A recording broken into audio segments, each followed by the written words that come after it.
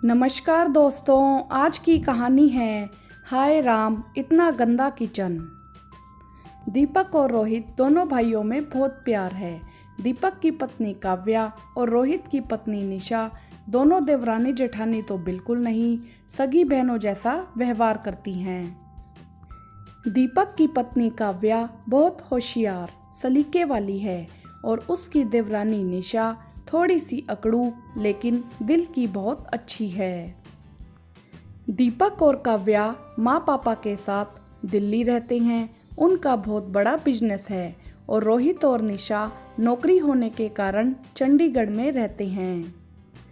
एक दिन अचानक माँ रोहित भैया का फ़ोन है, निशा बाथरूम में फिसल गई है, हाथ में फ्रैक्चर हो गया है, काव्या को भेजने के लिए कहा है, कल सुबह मैं काव्या को चंडीगढ़ छोड़ आऊंगा।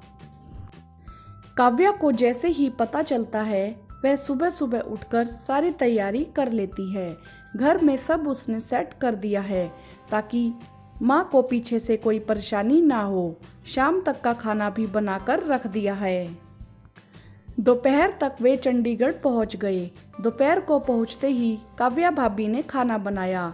रोहित तो खाना देखते ही समझ गया कि खाना काव्या भाभी ने बनाया है और बोला, अरे निशा, तुम्हारे फ्रैक्चर से एक फ़ायदा तो हुआ है। जब तक काव्या भाभी रहेगी कम से कम अच्छा खाना तो मिलेगा। निशा भी काव्या भाभी के आने से बहुत खुश हुई। काव्या भाभी ने आते ही घर संभाल लिया। बस एक मुश्किल उसे दिखाई दी। निशा का बिखरा हुआ किचन में खड़े होकर वह समझ नहीं पा रही थी कि कहाँ से शुरू करे।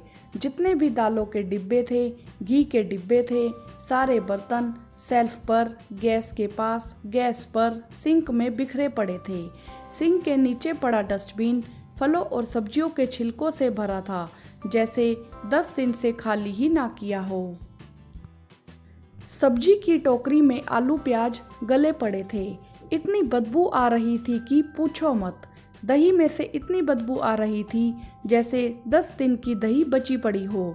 बर्तनों की सिंक में ऐसे चिकनाई जमी पड़ी थी जैसे साफ ही ना करती हो निशा।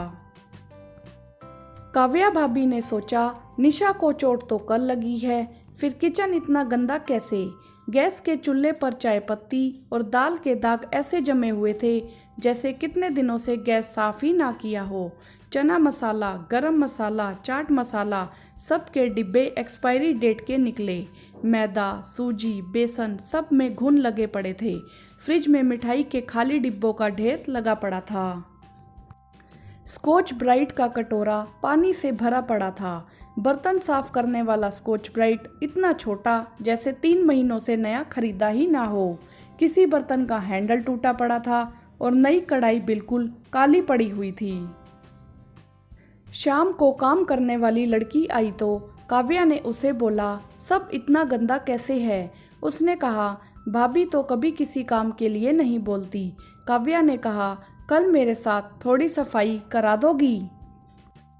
पहले तो सफाई वाली लड़की ने मना कर दिया, टाइम नहीं है भाभी। फिर काव्या ने उसे 100 रुपये अलग से देने का लालच दिया तो वह राजी हो गई। अगले दिन जब काम वाली आई तो काव्या ने सबसे पहले बर्तन धुलवाए। अगले दिन जितनी खराब दालें थी, खराब मसाले थे, उन्हें छानकर धूप लगवाई, दवाई डलवाई। जो चीज़ें एक्सपायरी थी उन्हें फिकवाया, अलमारी के अंदर के कागज बदले, सारे किचन में जमी हुई मैल और गैस को भी साफ कराया, किचन के ड्रॉर भी साफ करवाए। शाम को रोहित ऑफिस से लौटने पर किचन की काया पलट देखकर बहुत खुश हुआ। रोहित देखकर हैरान था कि कितनी जल्दी काव्या भाभी ने इतनी फैली हुई किचन को समेट दिया और बोला, आज तो हमारा किचन चमक रहा है काव्या भाभी।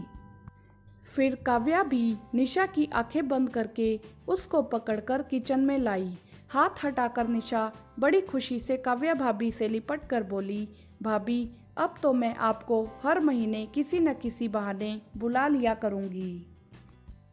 अरे निशा, बहाने की क्या ज़रूरत है, जब तुम कहोगी मैं चली आऊँगी। अब निशा का हाथ ठीक हो गया था और काव्या को वापस दिल्ली जाना था। रोहित ने निशा से कहा, निशा 2-3 अच्छी सब्जियां बनवा कर रख लो। सारे खिलखिलाकर हंसने लगे। दोस्तों, हम लोग किचन में ज़रूरत से ज़्यादा सामान भर लेते हैं, यह सोचकर कि काम आ जाएगा, फिर वह इस्तेमाल नहीं होता, बरसों पड़ा रहता है। नए सामान लाने से पहले पुराने सामानों को चेक कर लें और उसके बाद ही सामान की लिस्ट बनाएं, तो आपका किचन भी किराने की दुकान नहीं बनेगा और काव्या की तरह आपका किचन भी चमकता रहेगा। वीडियो को लाइक करें, शेयर करें और चैनल को सब्सक्राइब भी करें। धन्यवाद।